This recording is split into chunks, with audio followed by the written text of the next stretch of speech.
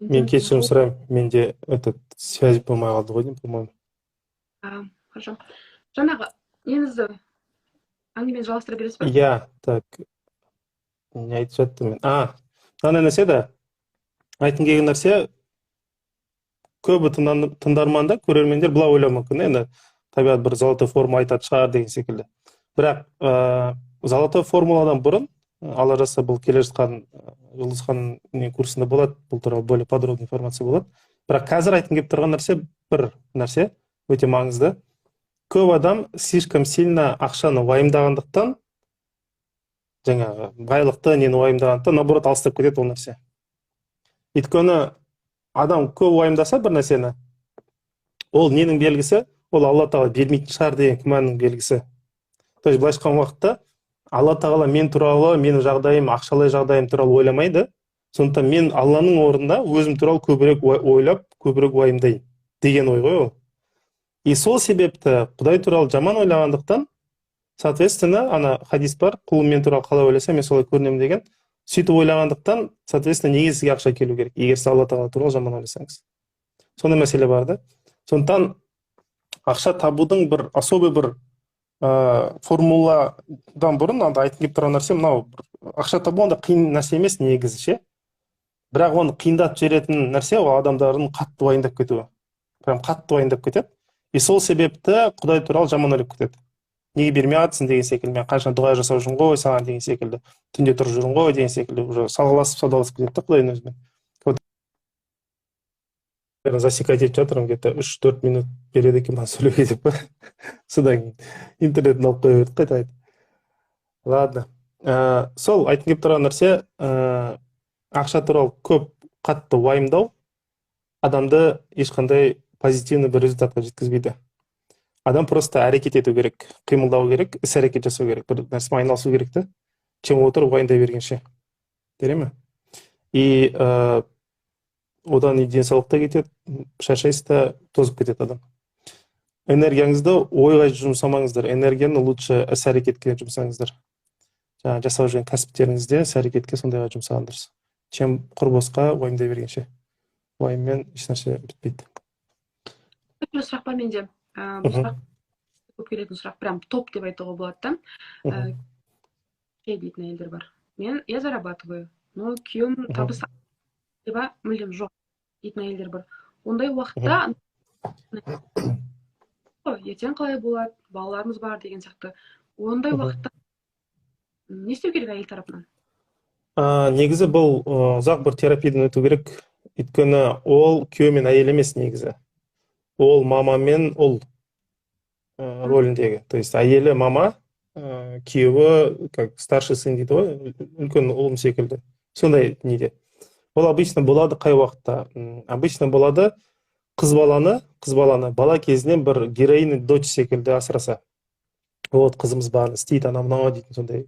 Болады ғой бір балалардың арасынан бір өте активный бір қызды алып алады, мысалы ата-анасы полностью соған масыл болады да. И ол, короче, ойлайды өзінде программа болады, я барын алып шығуым керек, ата-анамды бүйтуім керек, сөйтуім керек деген сондай әйелдер. Ұл бала ол наоборот жаңағыдай өте слабый болып өсірілген, или же андай оны сыйламаған, или же оның орнына шешім көп қабылдап қоя берген бала кезінде, мысалы оған шешім қабылдау несін бермегенде, өзі ер адамда ерді ер қылатын нәрсе ол шешім қабылдау механизмі. Әйелді наоборот әйелдігінен айыратын нәрсе ол шешім қабылдау несі. Наоборот әйелден алып еркекке берілу керек ол нәрсе. Бірақ өкінішке орай бізде ұл баланы тәрбиелегенде көбіне ақылдаспай тәрбиелейді. Ұл баланы тәрбиелеуде, именно ұл баланы тәрбиелеуде всегда ақылдасу керек. Всегда. Бір нәрсе алғыңыз келе ме, бір нәрсе істегіңіз келе ме, оны ойын обязательно сұрау керек. Ол кәдімгідей бала кезінен бір тренажер секілді ол шешім қабылдауды бала кезінен бастап үйрену керек. Бұл өте қатты маңызды. Когда ол сөйтіп өседі, онда ондай проблема болады. Бірақ өкінішке орай ондай нәрседен бастырылып, сөйтіп удобный ребенок деп сөйтіп өсірілген ұл балалар кейін не істейді, ол жаңағы әйелінен бүйтіп масылып алады и сөйтіп андай әлсіз болып өмір сүреді да. И әйелі жаңағы до сих пор героинямын, до сих пор қалай тұрмысқа дейін героиня болып, сол тұрмыстан кейін де героиня болып жүре береді да. Бұл долгий терапиямен болатын нәрсе. Ол ер адам өзінің ерлігін табу керек. Қыз, әйел қыздығына, то есть әйел ана героиня неге түсу керек та. Ау?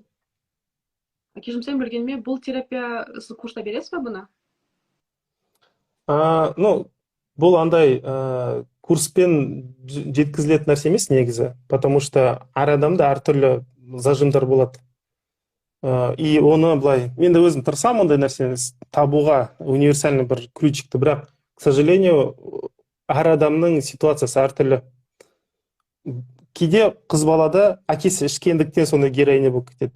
Кейде әкесі ұрғандықтан героиня болып кетеді. Кейде әкесі екінші әйел алғандықтан героиня болып кетеді. Кейде әкесі басқа әйелдері барып жүргендіктен героиня болып кетеді. Кейде әкесі просто үндемес болғандықтан героиня болып кетеді.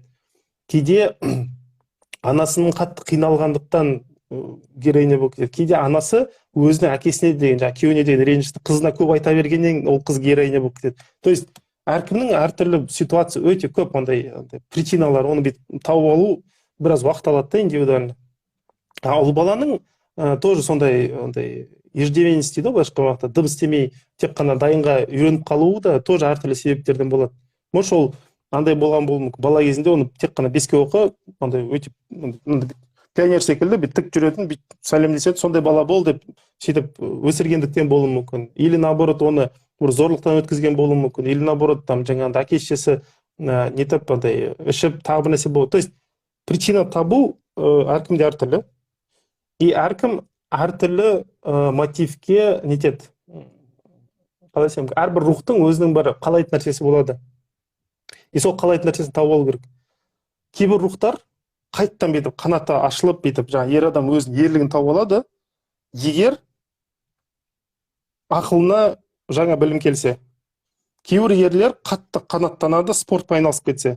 Кейбір ерлер қатты нетеді, қанаттанады, жаңа бизнес бастап кетсе. Кейбір ерлер қанаттанады, жаңағы еліне деген андай қазағым деп кетсе, мысалы. Әркім әртүрлі қанаттанады. Оны да тауып алу керек, кім нәрсе қанаттанады, сол қанатын сөйтіп өрлеп сөйтіп өсіріп жүру керек та. Қыз баланың да, әйел адамның да тоже қайта нәзіктігін алып келу мәселесі тоже қарастырылу керек. Ол сондықтан сізге былай бір универсальный нәрсе, к сожалению, тауып бере аламын деп айта алмаймын. В общих чертах айтып біраз айтуға болады, но каждый адаммен былай индивидуально сөйлескен дұрыс. И плюс каждая семья тоже индивидуальный. Кейбір семьялар терапияға көнеді. Кейбір семьялар вообще көнбейді. Бір-бірімен келеді, андай вроде бастаймыз дейді да, бірақ терапия кезінде бір-бірін быт-шыт болып төбелесіп кетеді. То есть әртүрлі кейстер болады. Менде болған бір әйел мен күйеуі келді, и қызық болды өзі. Бұл Астанада еще тұрған уақытта. Келді, и тура терапияның үстінде бір-бірімен боқтасы, быт-шыт болып, вообще қырылып қалды енді екеуі. Быт-шыт болды енді ана жерде. Ана әйел мені де қоса ұрғысы келді, ана күйеуімен қосып, екі еркек ана бір бұрышқа тығылып бүйтіп қалдық та, андай. Ана боевая такая мощная деп қалдық, сүмірейіп қалдық та. И кейін жарайды, консультация болмай қалды, провалилась, анау болды да, тарастық. Мен офиста қалдым, офисті кейін жаптым да, где-то жарты сағат, бір сағаттан кештерек шықтым. Қарасам, үйдің бұрышында, жаңа ЖК-да офис ұстаған, үйдің бұрышында екеуі тұр, құшақтасып, бір-бірін кешірім сұрап, нетіп, аймаласып сөйтіп тұрды. Ортада мен как расходный материал секілді болып қалдым да. Екеуі татуласып, мен сосын есіме түсіп кетті, әйел мен еркектің ортасында ешқашан қыстырылыспа, бәрі олар бір-бірін татуласады, сен жексен болып қаласың деген сондай сөз бар да негізі. И сондай болып қалдым да, мен андай деп қалдым да. Вот, сондықтан әртүрлі терапиялар болады. Кейбіреулер түсінеді, кейбіреулер түсінбейді деген сияқты ғой. Оны заранее предугадать ету қиын да. Вот. Ау. Аудиторияға шым, бұл кісі осы менде курста спикер болады деп. Именно осы тұста, енді мен сізге негізінде менің курсқа қатысатын әйелдердің көбісінің курсын бердім ғой. И соған байланысты да қандай темаларды айтасыз, курста айтып кете аласыз ба жалпылама түрде? Өйткені сіз тарапыңыздан оны білу маңызды. Қалай, нені айтып кете аласыз? Беретін ақпараттарыңыздың тақырыптары, темалары. Тақырып ол былай. Біріншісі, мынандай нәрсе айтайын. Адамның ақша табуда, жалпы кәсіп жасауда тұратын қандай блоктар бар. Сол туралы біраз айтқан дұрыс болады. Өйткені блоктарды шешпейінше адамға, даже если практикада уже көрдік, даже если жағдай жасап барлығын беріп қойсаңыз, бәрібір ол бүкіл ақшаны жоғалтып алады. Сондықтан бір блоктардың, таракандардың мәселесі болу керек та. Бұл бір мәселе. Екіншісі, адамның дүниемен, адамның өз андай байланыстары бар әртүрлі. Құдаймен байланысы бар, өзімен байланысы бар, басқа адамдармен, дүниемен деген сияқты. И поскольку тематика біраз ақша мәселесі болғандықтан, адамның дүниемен деген байланысы туралы айтылған дұрыс та. Дүниеге вообще адам қалай қарау керек, көзқарас қалай болу керек. Потому что біз дүниені дұрыс танымаймыз. Дүниеге слишком неправильно қараймыз, поэтому ол нәрседе келмейді да. Вот. Үшіншісі, андай адамда бір хадис бар, пайғамбар саллаллаху алейхи вассалам айтқан, адамның иманы әлсіресе, ырымшыл болып кетеді деген. И вот өтірік ырымдар болады, ақшаға қатысты өтірік ырымдар. Солар туралы да әңгіме қозғалған дұрыс деп ойлаймын. Өйткені, мысалы, самый распространенный ырым, который адам шынымен де установка, өтірік установка. Адам ойлайды, неғұрлым көп еңбектенсе, соғұрлым көп ақша табамын. Ондай нәрсе жоқ. Ондай нәрсе жоқ. Шынымен де егер адам тәртіппен жұмыс істегеннен ақша алатын болса, онда ең бай адамдар шахтерлар, грузчиктер, сондай адамдар болу керек та. Мысалы, мен олар адамдар тәртіппен жұмыс істейді, мысалы, бірақ өте аз алады да. Вот. Ең көп жұмыс істейді сол кісілер, мысалы. И ол кісілердің, мен айтып тұрған жоқпын, еңбегін бос нәрсе деп айтып тұрған жоқпын, өзіне грузчик болып жұмыс істеген адаммын. Бірақ айтып келіп тұрған нәрсе мынау, егер адам ойласа, мен көп еңбектенемін, сондықтан ақша келеді, жоқ, олай жүрмейді. Ол өтірік нәрсе, и онда қарастырамыз. И сосын, төртінші мәселе, көп ақша қандай жолдармен келеді, то есть аз уақыттың ішінде. Бірақ бұл нәрсені біраз опаснылау айту. Өйткені маған өзіме консультацияға келетін көп адам резко былай көтеріледі, миллиондап табады, сосын барып қадалған адамдар келеді именно консультацияға. И мен өз басым шын айтайын, я бы не хотел бы сіздерге бір ақпарат беріп, сіздер былай ұшып, сосын қадалсын деп. Сондықтан негізі адамды бірінші психологически үйрету керек, сосын барып қана оны жаңағы жолдарды айту керек. Қалай табады, не істейді, сөйтіп айтып жүрсе, ол барады, приключение кіреді, ақшаны алады, и потом обязательно қадалады. Если психологически дайын болмаса, ол вообще бітшіт болады. К сожалению, мен ондай кейстер өте көп көрдім. Болады, мысалы, бір жас қыз келеді, ағай, консультация бола ма? Давай, не болды? Айтады, осылай бір проектін бастап едім, бір кеште өзі 150 мың теңге жұмыс істеп жүрген жас келіншек. Бір кеште де 8 миллион таптым дейді. И сосын өмірім бақыт осы шығар дедім дейді да.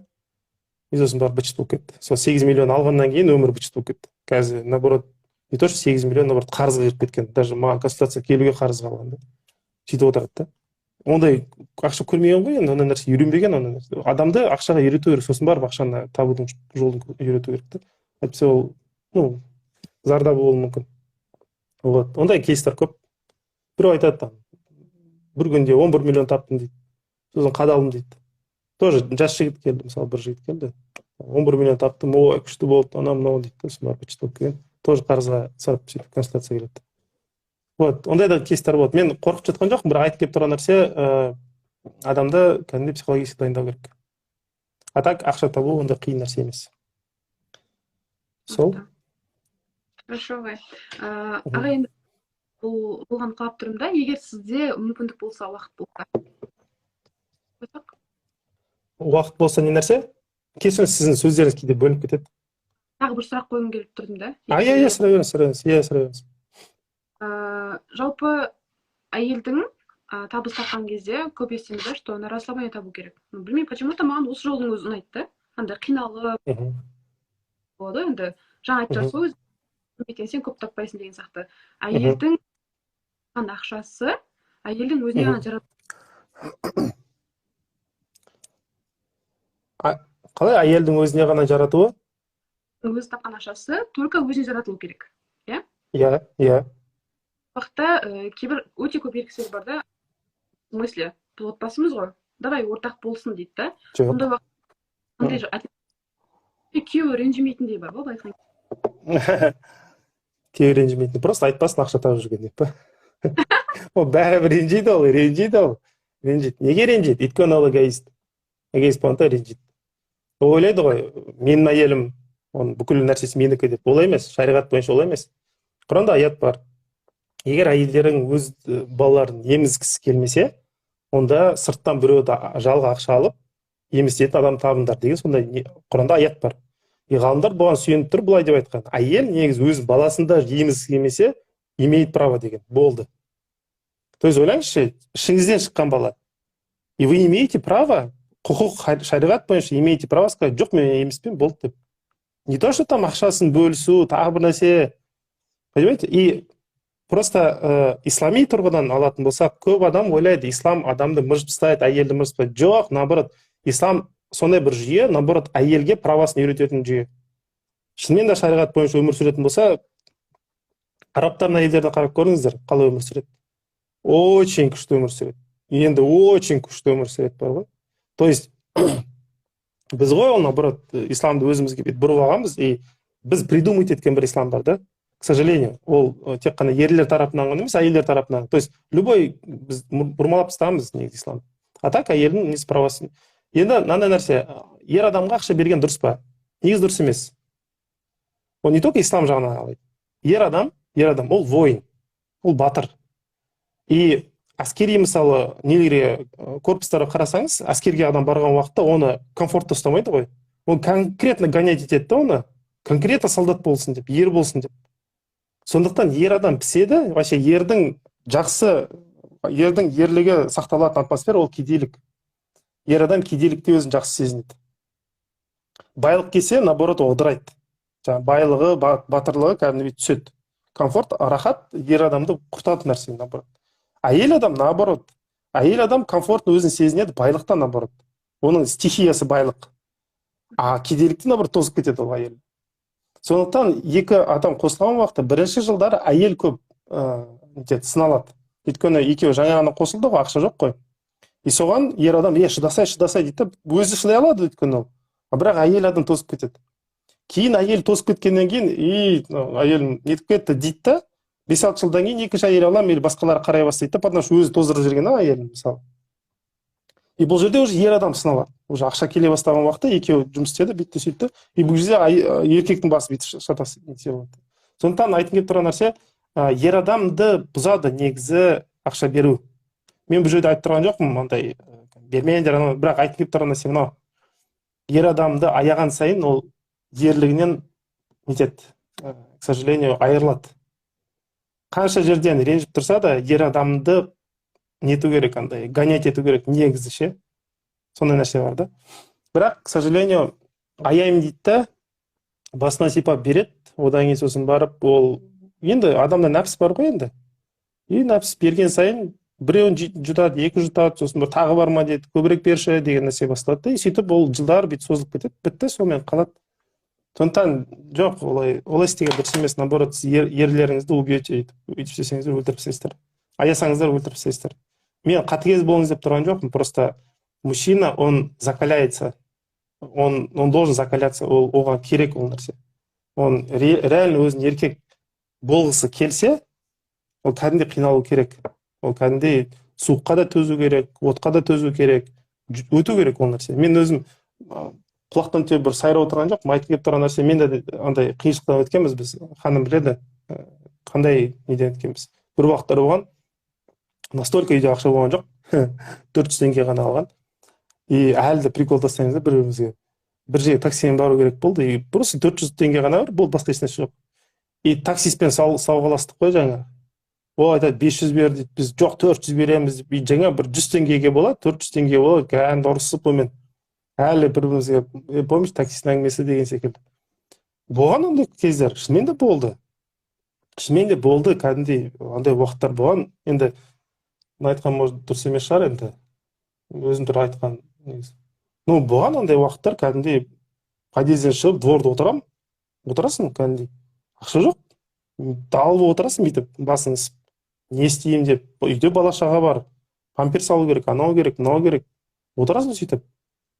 Әйеліңе айта алмайсың. Сөйтсей. Хотя біз екеуміз қосылған уақытта әйел менен 4 есе көп тапқан ақшаны. Я, конечно, можно было бы нетуге там. И андай қалай десем екен. Ну, дұрыс емес, в общем, ер адамға өйтіп аяған сайын етілген жоқ, ер адамда намыс болу керек. Это конкретно намыс болу керек. А то, что он говорит, там, қиналып жатырмыз ғой, ана мынау, ол бос нәрсе ол. Ер адам конкретно қиналса, қиналғанын айтпайды. Ол барып істейді, ол барып жер жей ма, білмеймін, ағаш жей ма, тас жей ма, не істеу керек, бір нәрсе істеу керек. Ерігіп жүрген дұрыс емес. Мен андай өзі қатты адаммын негізі. И алла тағала маған 3 қыз берді, 3 қызмен жұмсартты да. Бұрын мен қатты, өте қатты едім. Даже ер адамдар кәдімгі кішкене бірге тұрған, бірге неткен жігіттер айтады, табиғат біз кезінде гонять етуші еді деп прикол тастап қояды. Но ер адамдарға келгенде мен еш жұмсақ болғым келмейді. Ондай нәрсені көрсетпеймін. Әйелмен можно жұмсақ. Нәзік қой ол. Ерді аяуға болмайды. Аясаңыз әрсі болып қалады. Получается, әйелдің именно болады ғой, дүние, ақшаға қызығу, это абсолютно нормальный нәрсе, иә? Ол и так сондай нәрсе, ол природасына бар нәрсе. Алла тағала бізге нәпсі берді ғой. Ер адамның нәпсі әйелге қарайды, әйелдің нәпсі дүниеге қарайды. Сондықтан әйел дүние жинайды, еркек әйел жинайды. И бірақ бір-бірін түсінбейтін себебі де сол. Әйел айтады, не саған бір әйел жетіспей ма дейді. Это все равно, что әйелге айту, саған бір туфли жетіспей ма деген секілді бір нәрсе ол. Түсінбейді ол бір-бірлерін.